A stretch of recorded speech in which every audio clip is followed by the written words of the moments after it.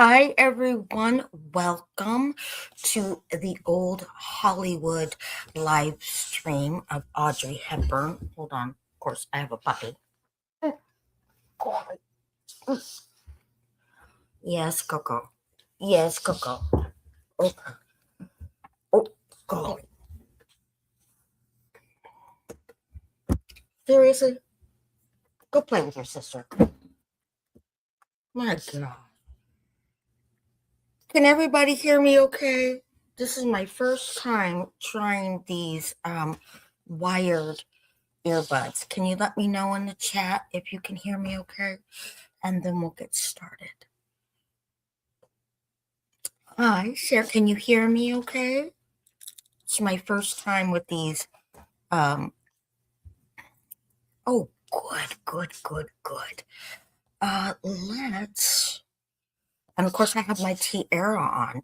I I don't venture to guess that there'll be too many live streams where I get to wear a tiara.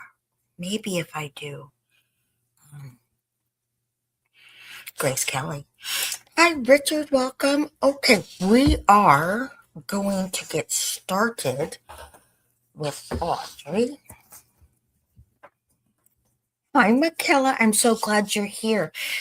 Oh, well, Sharon, thank you. I'm sure you look fabulous too. Um, Hi, Susan. Welcome. I'm so glad that Michaela is here because towards the end of the presentation, Michaela actually visited the site in Arnhem, and took pictures of the site of where Audrey's house was during the war. So, hi, Ronnie, welcome. I'm so glad everyone's here. So, let's get started, shall we? Audrey Hepburn stole everyone's hearts when she won an Oscar for her very first important starring role, right? Roman Holiday, one of my favorites.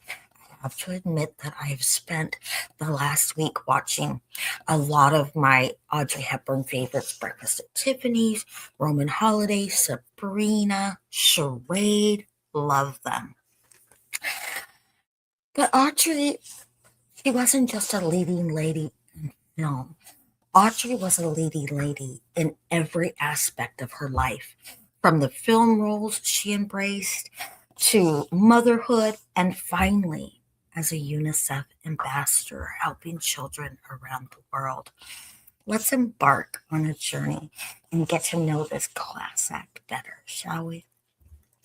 Audrey Hepburn was born May 4th, 1929, in Brussels, Belgium, and the name on her birth certificate read Audrey Kathleen Ruston. She was born to her mother, who was the Baroness Ella van Himstra, and to her father, Joseph Victor Anthony Ruston. Her mother was a divorcee, uh, and she already had two sons when she met and married Audrey's father. They met in the Dutch Indies. Audrey's father is a bit of a complicated character. He, some people say that he was reported to have been a banker of some sorts. Others said he was, well, a wheeler and a dealer. And other people said that he was an aspiring aristocrat. So marrying Audrey's mother, who was a baroness, made a lot of sense, right? Hold on a second. Yeah, so he was a wheeler and a dealer who didn't have to look far to find trouble, apparently. He was said to have a penchant for living the easy life. And things certainly became a lot easier for him when he married a member of the Dutch, Dutch royalty, really. Despite this, they were not overtly wealthy. Not all aristocrats are wealthy, but they did own several residences and had a bit of money coming in, but they weren't wealthy by any means. And Audrey's parents argued incessantly over money. To avoid this, little Audrey, well, she spent an enormous amount of time with nannies. Of course, they had nannies, and they had members of their household. But she also spent a lot of time with her half brothers, Ian and Alexander. She adored them and was, in fact, quite a tomboy. So it was a very happy threesome. By 1934, Audrey's father, he had become quite enamored with fascists, communists, and while one of my sources that I read said that Audrey's mother merely tolerated his growing infatuation with the Germans, I actually did find out that the Baroness wrote articles that supported the Germans. So she didn't merely tolerate uh, Joseph's growing. Oh, Co is here. Hi, Co. Welcome. Audrey Hepburn is Co's. And so we've been DMing each other this past week, and I said, I'm going to have my tiara on. Get your tiara ready. And she said she was getting it all set up. So this reminds me, for anybody who might be watching this as a video recording later, it did originally air as a live stream with live chat. So you will hear me interacting with people. Okay. So anyway, that was a bit of a controversy. Or a contradiction in some of the research that I've done. Because Audrey's mother, most royalty tries to stay out of politics, especially when a world war is looming, right? And so at first, it made a lot of sense to me that the Baroness merely tolerated her husband's growing enthusiasm, let's call it, for the Communist Party. So when I found out that she had actually written newspaper articles in support, uh, that was interesting because Audrey's father abandoned the family to go and try to become more involved, shall we say, with the Germans, and he did. When he left and abandoned the family, he went to London and he became a member of the Black Suits, which it was there completely to support and promote the Germans.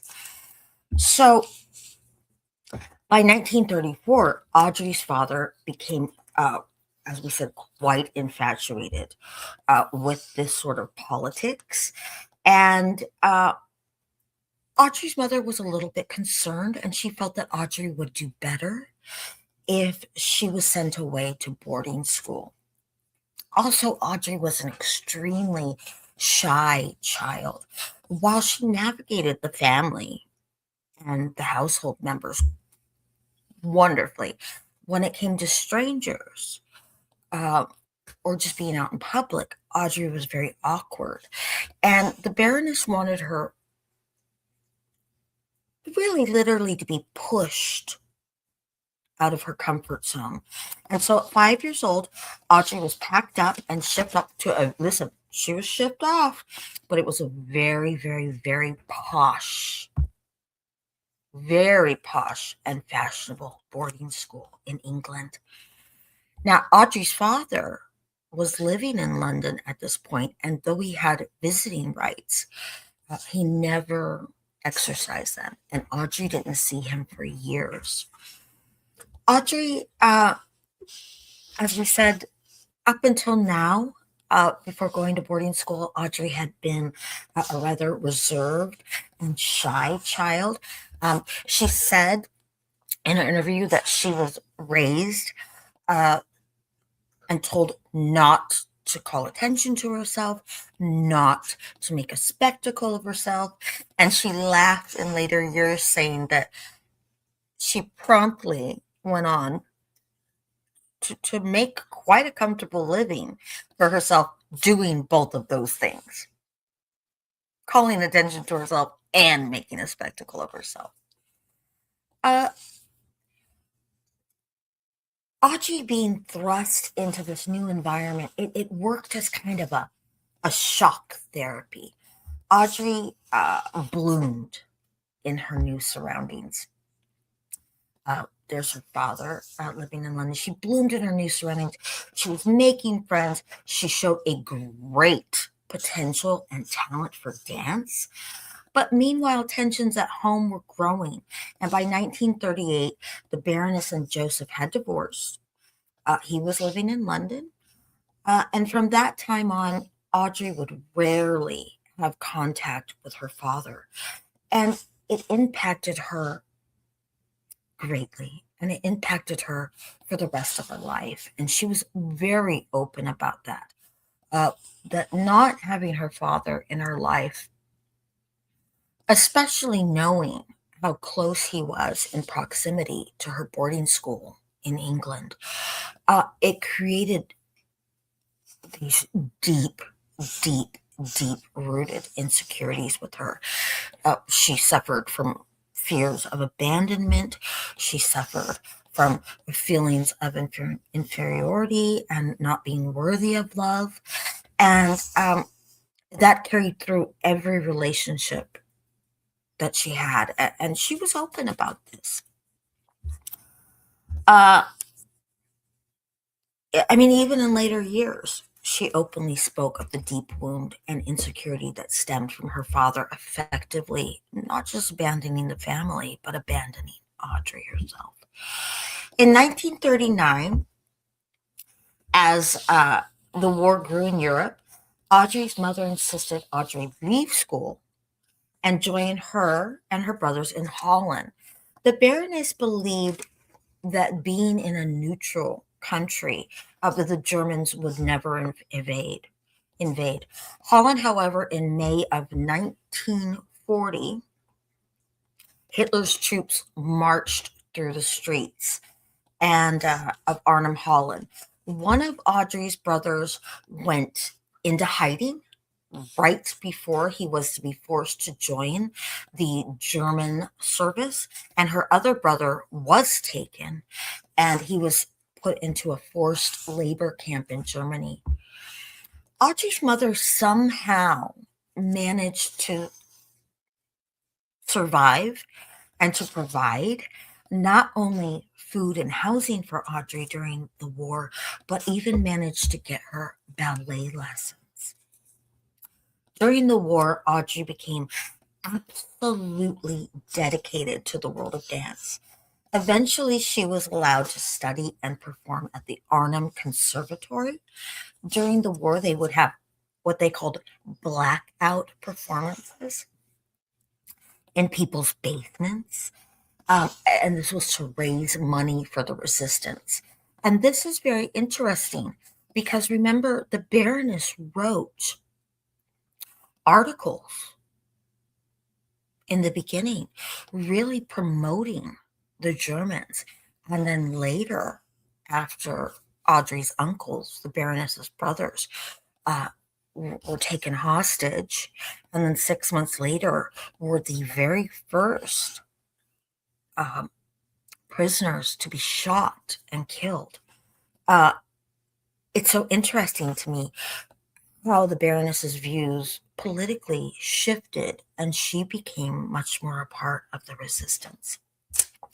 So Audrey and the dance company would perform these blackout performances in people's basements to raise money for the resistance, and people weren't even allowed to clap because it would have alerted the Germans.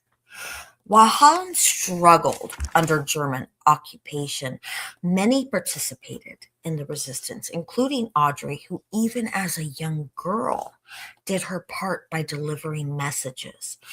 It was felt by the resistance that it was much easier for children to pass notes about meetings and things like that, because what German officer would stop a child? So they would put the notes into the soles of their shoes. Audrey had a bicycle, and she would ride around and leave the notes in certain places around Holland so that people would know when the meetings were happening for the resistance. Audrey also said, some of this was folly, that they never believed, even from the beginning of the German occupation, that it would last 5 years. Audrey was 11 when it started. And she said they always believed that next week the war would be over and the Germans would leave. And then the next week, and then the next week. In September 1944, Allied forces attempted to liberate Arnhem. This tiny little backwater town became the single most Allied disaster of the entire war. Life became extremely difficult, and the Dutch refer to that time as their hunger winter. People were left literally with no food.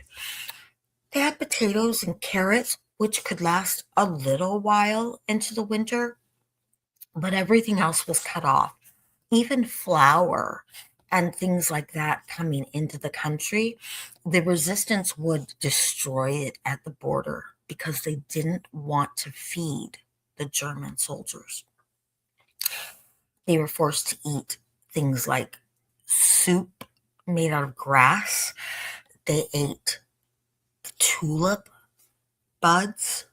Audrey, towards the end of the war, was in fact eating bread made out of tulip bulbs. It was a really, really difficult and dark time in their history. It's a miracle, really, that Audrey and her mother survived it all. At one point, they were essentially living in the basement of their home in Arnhem because bits and pieces of their home were being just blasted and destroyed. Audrey's mother did make a little bit of money on the black market. Cheers to her. She sold cigarettes, even to the German officers. But then, miracles upon miracles, the day after Audrey's 16th birthday, Germany surrendered to Allied forces, and the war was at last over. Within days, food and supplies, including medicine, just poured in from the United Nations Fund, known as UNRWA. It's the United Nations Relief and something. I don't know the whole of it, but Audrey never forgot. This was UNRWA was the forerunner of UNICEF, and Audrey never ever forgot that UNICEF came in and essentially saved her family. Hello, Mary Lou. Welcome, welcome, welcome. So nice to have you here.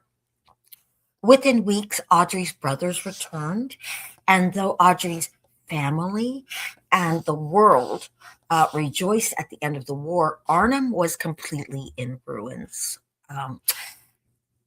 Therefore, the family, they had to leave. There was just nothing.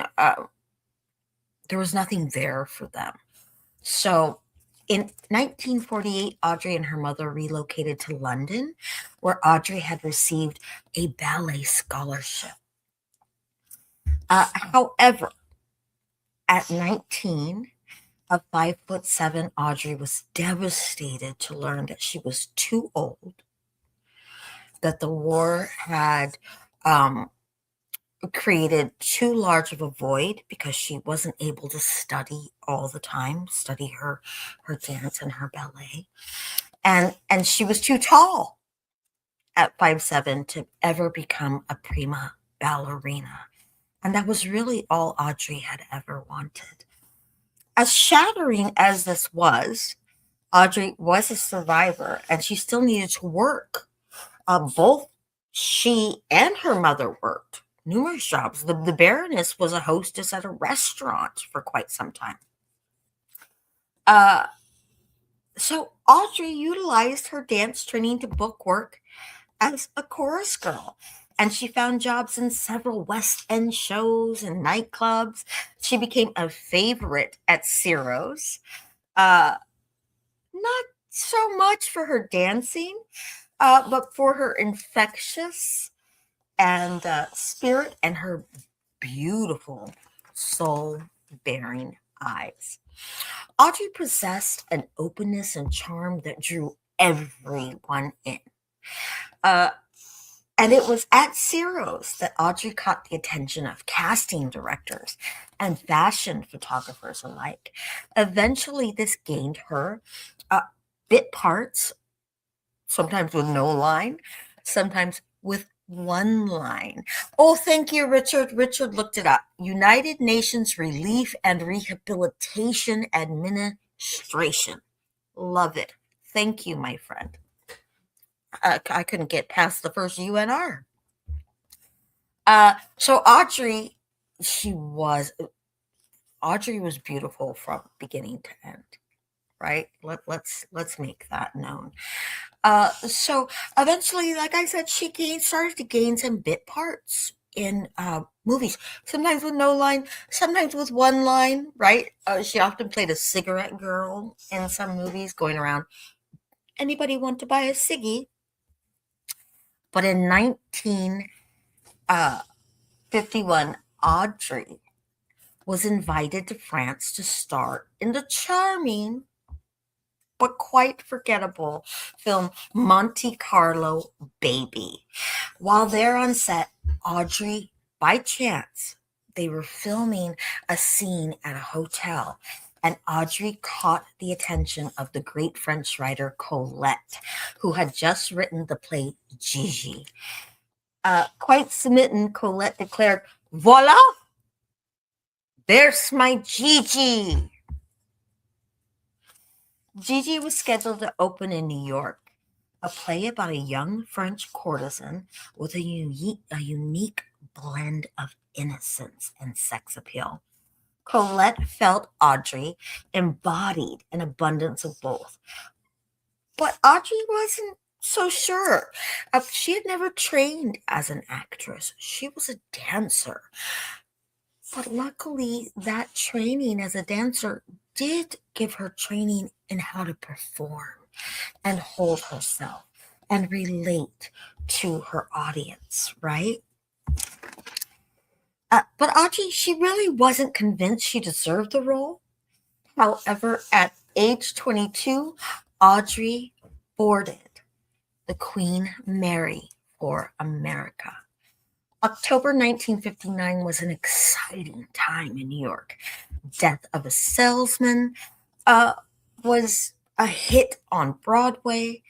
The New York Giants were about to win the pennant race, and an unknown actress was about to debut a French comedic play at the Fulton Theater.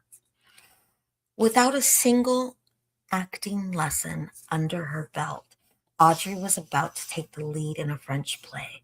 In fact, she's quoted in French papers as saying, "Now all I have to do is learn how to act." After 6 weeks of rehearsal, Gigi opened to rapturous reviews. Everybody was in love with Audrey. And she was the talk of the town. And Hollywood was listening too. Soon Audrey was doing a screen test for none other than Roman Holiday, to star opposite Gregory Peck. Her combination of charm, innocence, and spunk won over the director, who cast her, famously saying, "Does Greg Peck know she's about to steal the picture from him?" I love that. I really love that. This was the role of a lifetime for Audrey, now cast as the runaway princess in Roman Holiday. Gregory Peck, who remains one of Hollywood's leading gentlemen, truly looked out for Audrey. He, during the filming, he made sure that she got top billing. And it's said that they fell in love with each other in a very platonic way. The movie was a huge success, and Audrey won an Academy Award for Best Actress. Capitalizing on the fan fever, Audrey was then cast in Sabrina opposite Humphrey Bogart and William Holden as two brothers, both vying for the hand of the chauffeur's daughter. Audrey and William's relationship sizzled, both on and off the screen, until, and listen, Holden was known as quite a playboy. It was said that every movie he did, he had somebody on set, though he was married with children. And he was getting ready to divorce his wife for Audrey. And Audrey, Audrey wanted this. But it all fell apart when Holden informed Audrey that he'd had a vasectomy and could no longer have children. As much as Audrey loved William Holden, she broke it off, informing him that she loved the idea of marriage and children more. And then she felt that if she didn't have children, her life would essentially be meaningless. Excuse me, nobody asking you about that. Nobody wants to know your opinion about that. Always. As Hollywood's love affair with Audrey continued, she surprised everyone by returning to Broadway. Gregory Peck was best friends with Mel Ferrer. You know who I'm talking about. And Greg introduced Audrey to Mel, and he soon cast her in the play Ondine, a French play directed and starring Mel Ferrer. In part, it was her Roman Holiday co-star who introduced them, but once they were introduced, it was magic. They really were cut from the same cloth. They discussed everything together. They did everything together. Excuse me, ma'am. No, ma'am. Mel Ferrer is not casting you in his next play. Always. The dogs. Always. That's it. You're going to get it. And I'm going to be the one to give it to you. More champagne. No respect. Gotta get no respect. Mel was 12 years. He was 12 years her senior, right? He was twice divorced. But he encouraged Audrey to embrace acting, ensuring her that it could be as fulfilling as her beloved dance. In 1954, Ondine opened. It got kind of mixed reviews. However, it was very obvious that its two co-stars were madly in love. And 3 days after receiving the Oscar for Roman Holiday, Audrey won the Tony Award for Ondine. There was certainly no going back now. Everyone was falling in love with Audrey Hepburn. However, the overnight success, listen, Audrey, remember the insecurities and things that we talked about?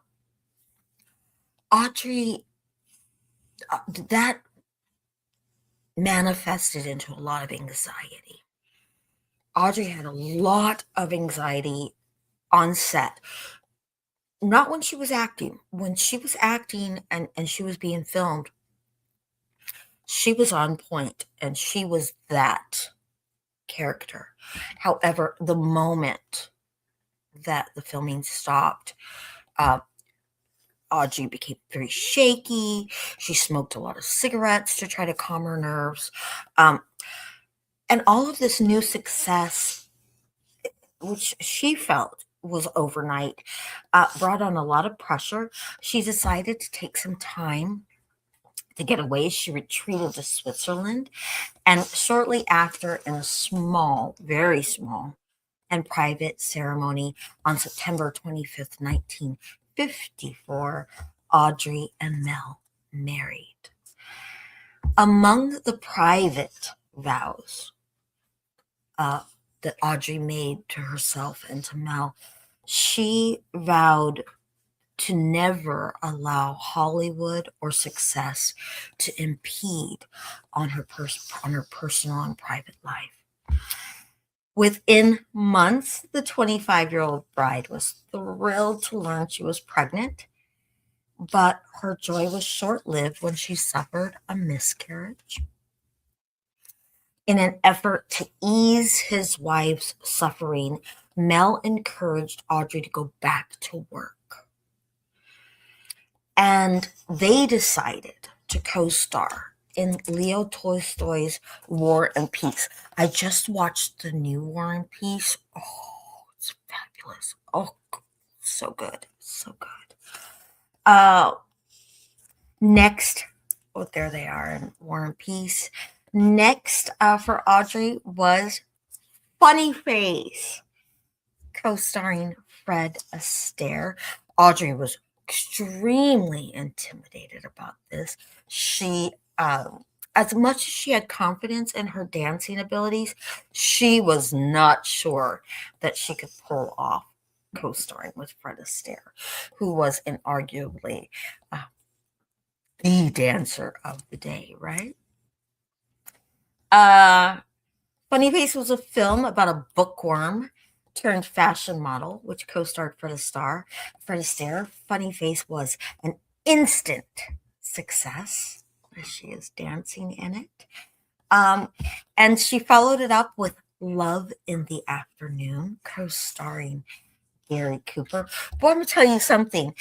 You can't say she didn't have some great leading men, right? I mean, Gregory Peck, Gary Cooper, Fred Astaire, Bogey, Mel, William Holden. Ay, carambas.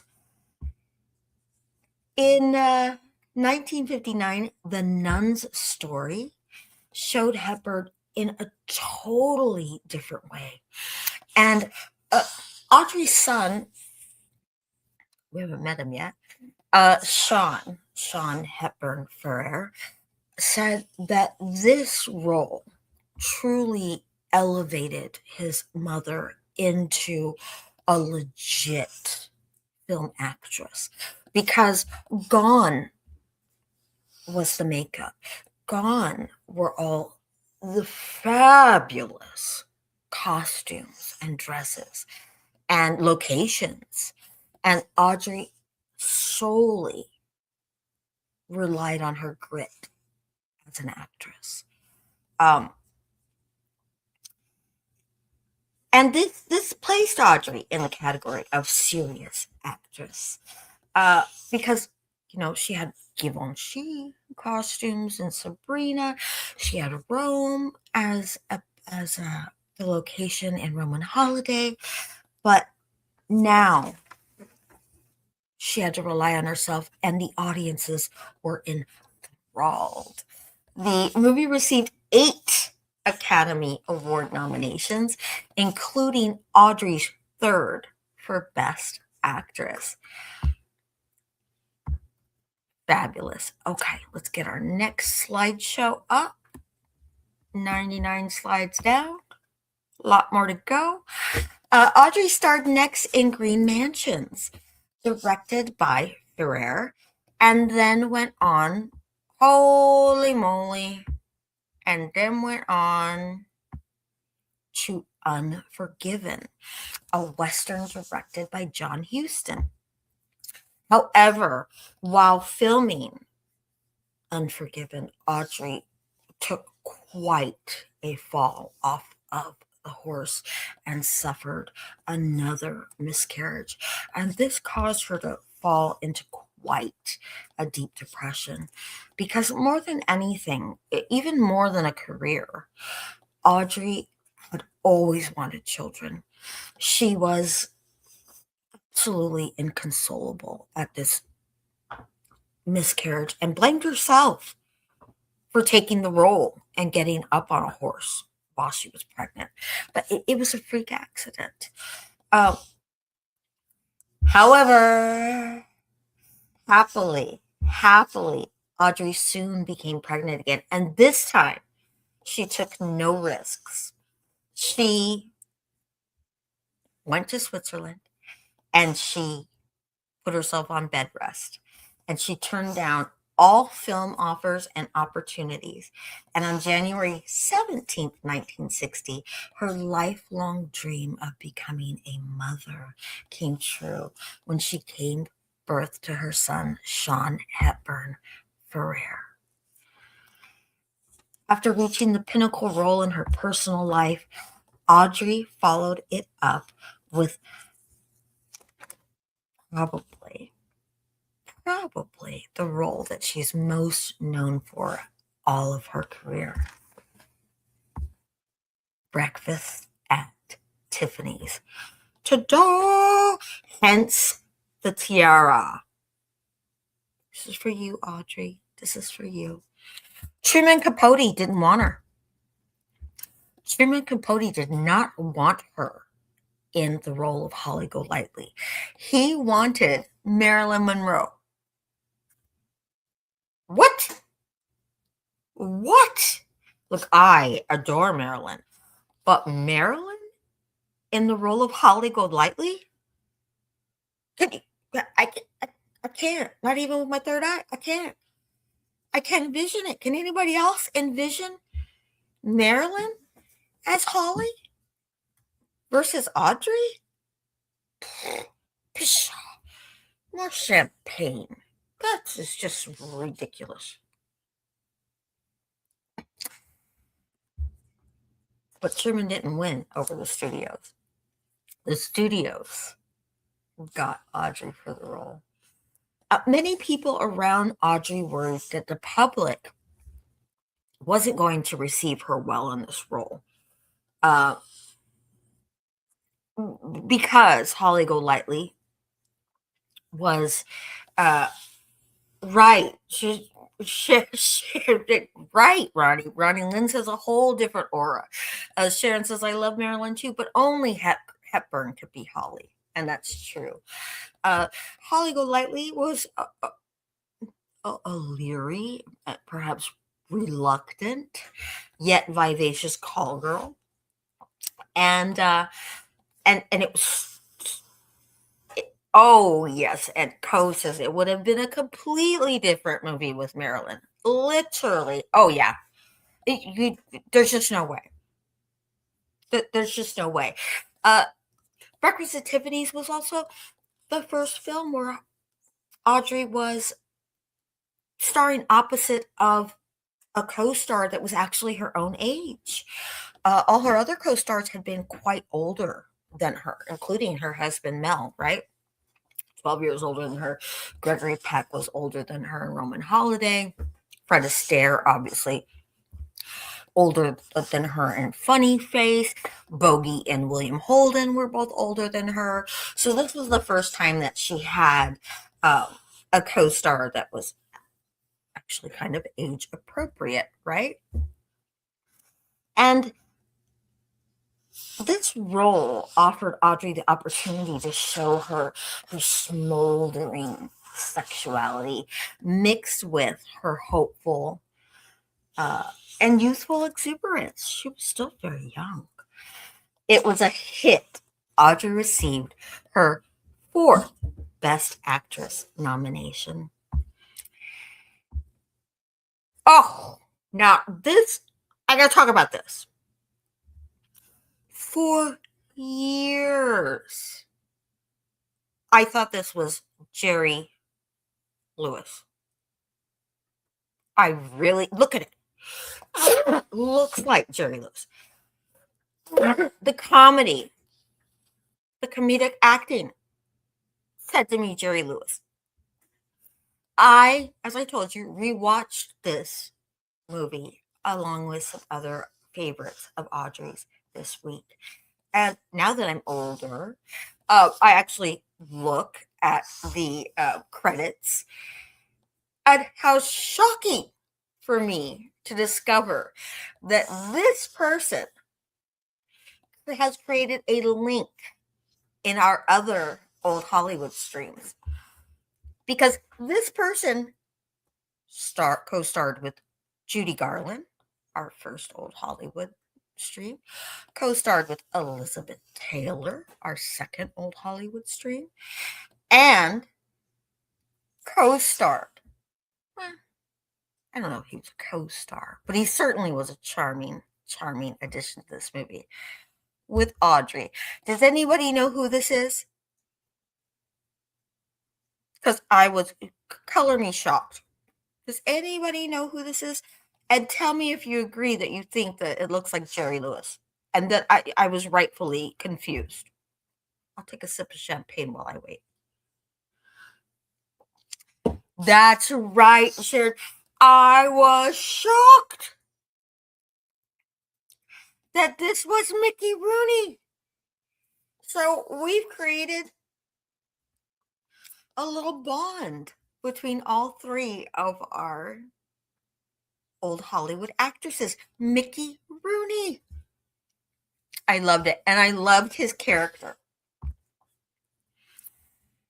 Here she's singing Moon River, right? At one point, the studio wanted to cut this from the movie. And Truman Capote didn't like it. He said, well, who ever heard of a singing call girl? And thankfully, Audrey was present the day that they were discussing cutting this from the movie. And Audrey said, over my dead body. And so there she is practicing. And so Moon River stayed in Breakfast at Tiffany's. Audrey went on to star in the controversial The Children's Hour with Shirley MacLaine. She then went on to Paris When It Fizzles with William Holden. They were reunited, but never, of course, she was married now. They never restarted their romance at all. And one of my personal favorites, I think this might have been the first Audrey Hepburn movie that I watched, even before Breakfast at Tiffany's, Charade. I love that. With Cary Grant, again, another amazing co-star, right? After all of the success and the accolades, Audrey decided to return to a quiet life. Something more fulfilling with family and friends. And so she went back to Switzerland because this was her happy place. And it would take a very special role in My Fair Lady to draw her back to pictures. Starring opposite Rex Harrison, Audrey won the role over almost every actress in Hollywood, including Julie Andrews, who had played the role of Eliza Doolittle on Broadway. And some people were mad. Some people really felt that Audrey had stolen the role from Julie Andrews. Audrey took singing lessons because this was obviously a musical, My Fair Lady. And she was devastated to learn that despite uh, the arduous training with a voice coach, the movie would have a voiceover double for her singing scenes. She was so upset about this. And the director, funnily enough, uh, told her at one point, Audrey, come on, voiceovers happen. Even Rin Tin Tin had a voiceover. Okay, get over it. I thought that was hysterical. Despite everything, uh, needing a voiceover, Audrey being unhappy, people being upset that Audrey was cast in the role over Julie Andrews. My Fair Lady received a staggering 12 Academy Award nominations, though not one for Audrey's performance. Uh, some people believed that Audrey not getting an Academy Award nomination for her role in this movie, they felt it was a snub to her, uh, because some people were still upset that Julie Andrews had not gotten the role. However, other people thought, no, she didn't sing any of the songs, which is a huge part of it. And so it's justifiable that she not be given an Academy Award nomination for this. Uh, Despite all of this, the Academy did throw her a bone and let her present the award for Best Actor that year, which of course went to Rex Harrison, her co-star in My Fair Lady. Despite all of her acting achievements and triumphs, Audrey's marriage was falling apart. In an attempt to save their marriage, Audrey and Mel once again retreated to their home in Switzerland.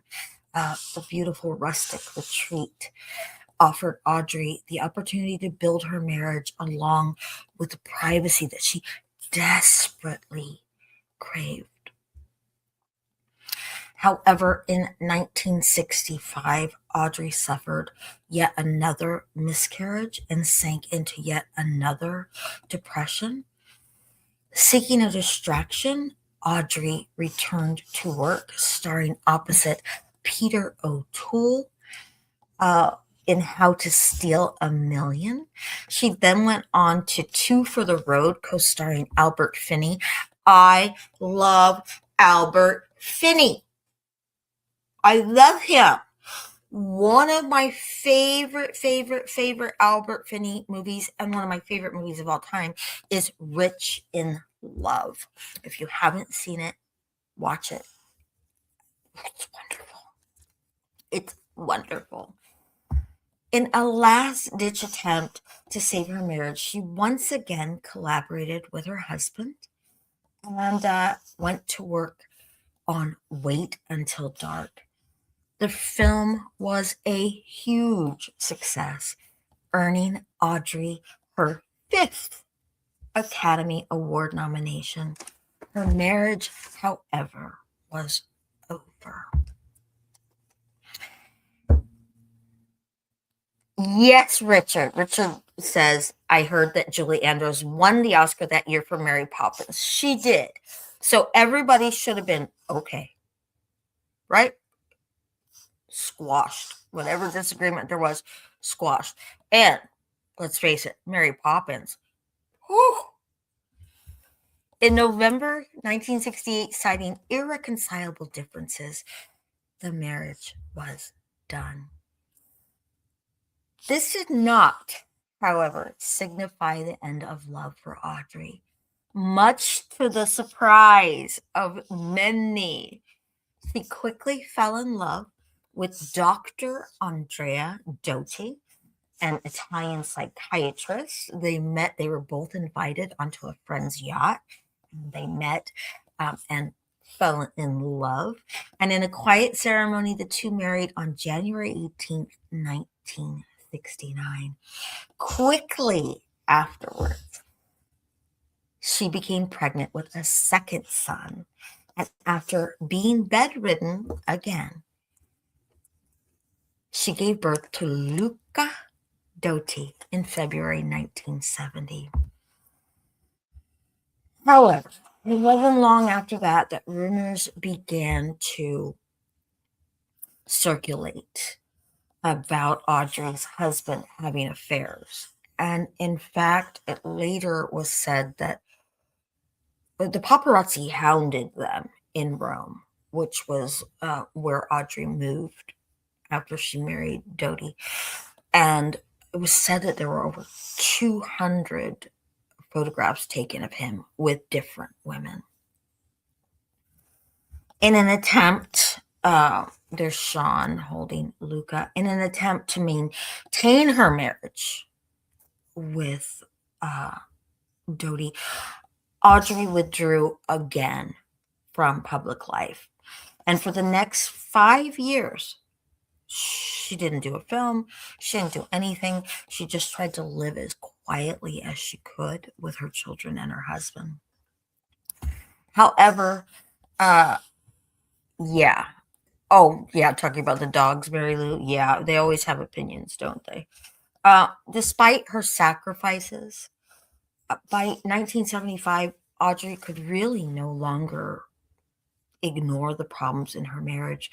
More and more, she and Doty were leading private and separate lives.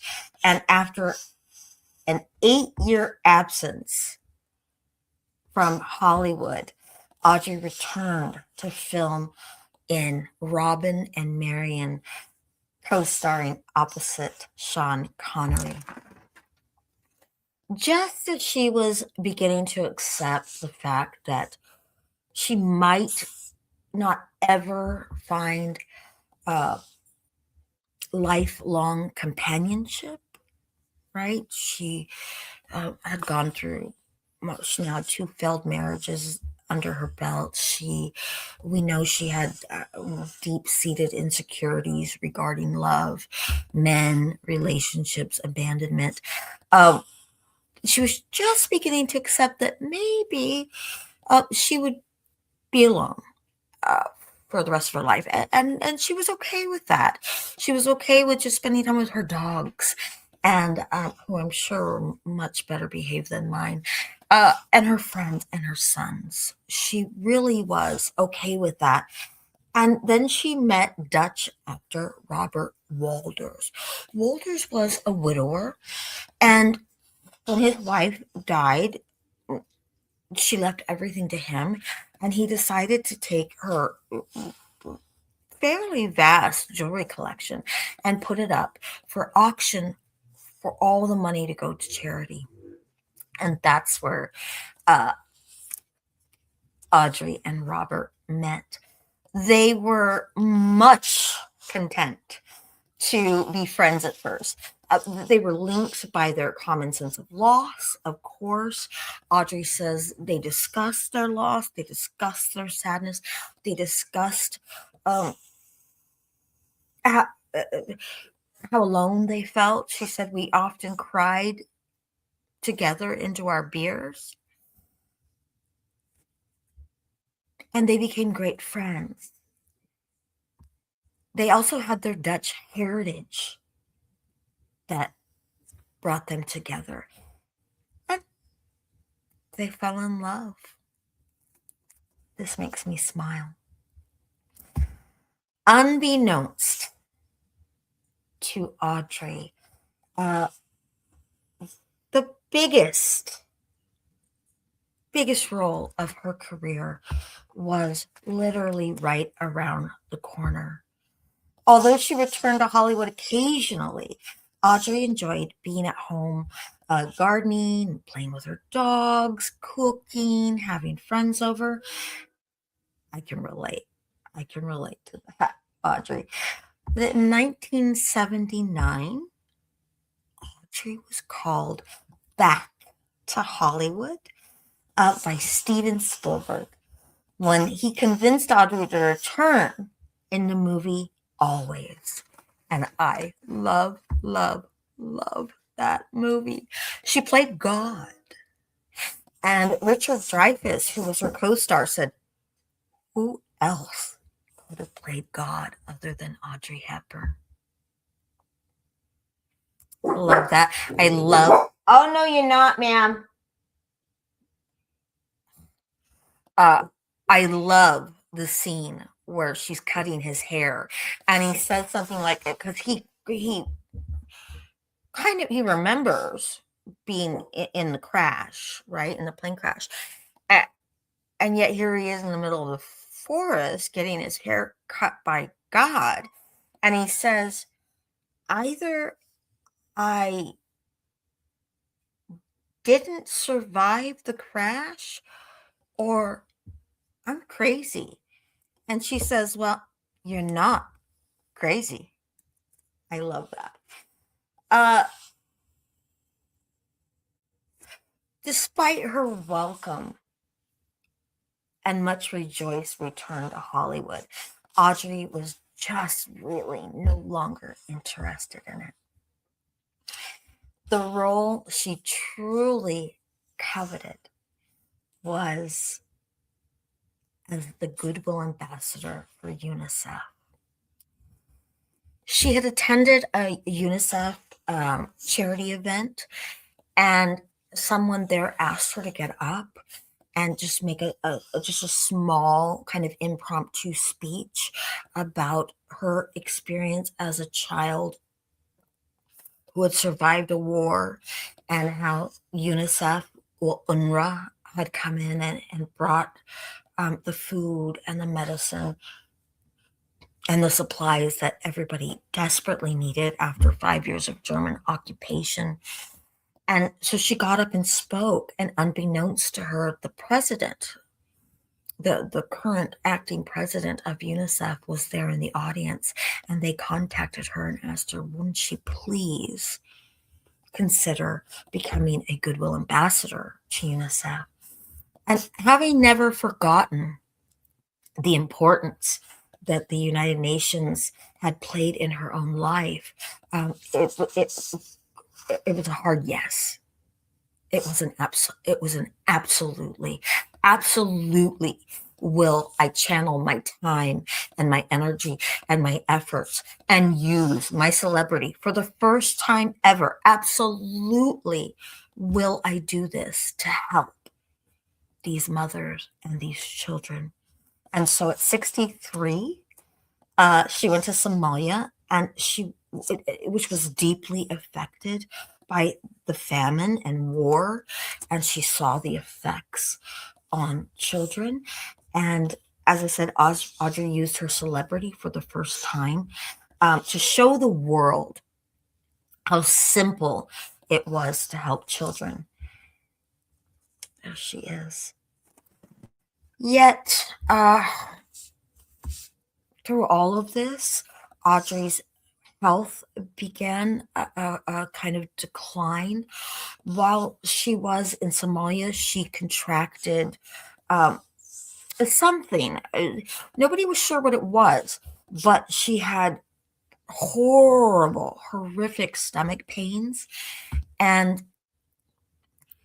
she really didn't tell anybody about it for a very long time because she wanted to continue the work. UNICEF had let her know that every time she made a public service announcement, $1 million was raised. And so she just didn't talk about it. She didn't want anybody to know. She didn't want anything to interfere with what she was doing, helping the children. And while at first it was believed to be some sort of Somalian disease, it was later discovered at Cedars-Sinai to be cancer, and it had metastasized into her intestines. She tried chemo for a bit and then decided that wasn't how she wanted to spend her last life, her last months or years of her life, days. Uh, her partner, Robert Walders, said that at that time, when Audrey decided to no longer continue with the chemotherapy, that the doctors told her she only had 3 months to live. So she returned to her beloved home in Switzerland and was surrounded by her dogs, her gardens, her friends, children, her partner, and her son later said that they were all extremely grateful for these last moments to spend together, these last months. He said that they took the good and they left the sadness behind as a way to celebrate her life. And on January 20th, 1993, Audrey Hepburn died at her home in her sleep, surrounded by Sean and Luca and Robert and the people that she loved the most. Okay, this is always the part where I about get ready to cry. Because what an amazing person. Okay, let's get. Phew. A simple grave marks Audrey's final resting place, not too far from her beloved home in Switzerland. And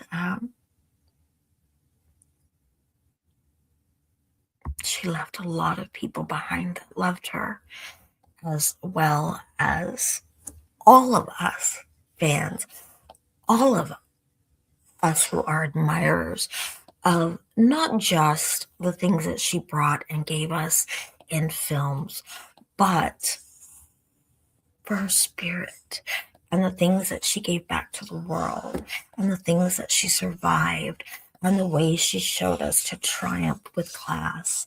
She was a dream. She was a dream. And like the best of dreams, she lingers as light, love, and happiness. Rest in peace, Audrey Hepburn, our sentimental friend, waiting around the bend, Moon River and me.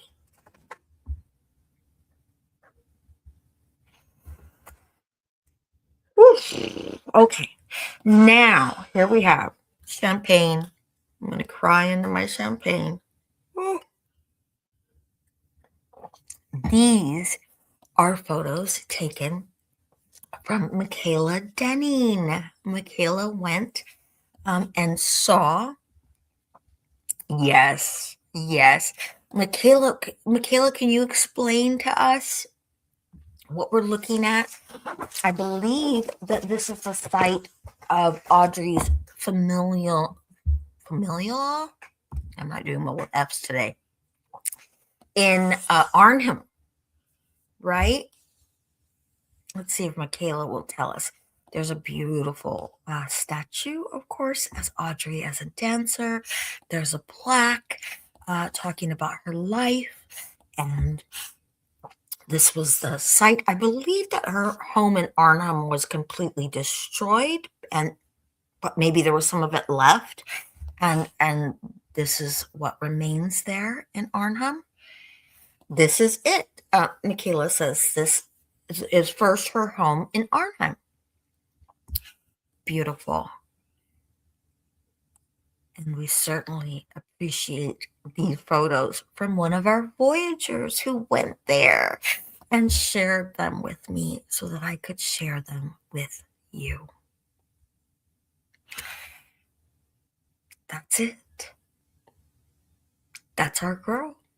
That's our old Hollywood Audrey Hepburn. Does anybody have any questions or any thoughts? Our next Old Hollywood stream, everybody's already voted on it. So it will be James Dean, our first fella. Yeah, thanks to Michaela. Yeah. Well, she had a, thank you, Richard. She had a great life. There wasn't, couldn't make a mess of that story. You just couldn't, because it was just a good life. Just a good life, good person. And good God. Good life, good person, good God. What is all this nonsense? Oh, thank you so much. Thank you so much for coming. I'll see you on a stream soon. And well, keep your eyes out for James Dean. And and keep your eye out in the group, in the Facebook group, for the next poll for the next Old Hollywood live stream. I want you to vote on who we're going to do. Okay? Bye, everybody. Have the best day ever. Bye-bye. Thank you for